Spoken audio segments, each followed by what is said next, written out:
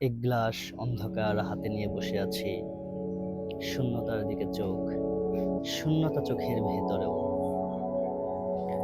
এক গ্লাস অন্ধকার হাতে নিয়ে বসে আছি,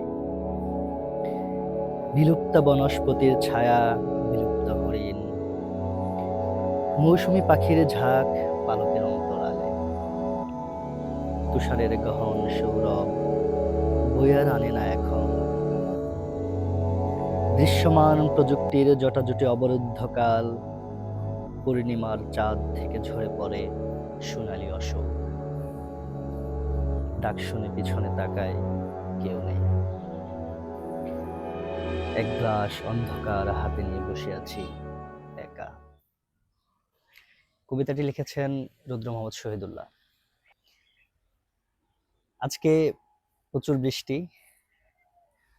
বৃষ্টির পর আমরা ছাদে একটা কবিতা বলার খুব কবিতা বলতে ইচ্ছে করলো, তাই আপনাদেরকে ক্যামেরায় নিয়ে একটা কবিতা বললাম।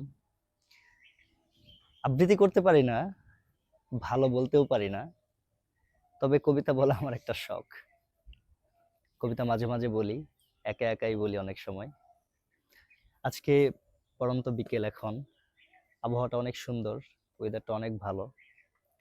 কিছুক্ষণ পূর্বেই প্রচুর বৃষ্টি হয়ে গিয়েছে। আমার পিছনে সবুজায়ন, যে সবুজ দৃশ্য দেখতে অনেক ভালো লাগছে। এটা একটা আসলে কবিতা বলার সময়। ভালো কোনো কবি ও আবৃত্তিকার থাকলে অনেক ভালো বলতে পারতো।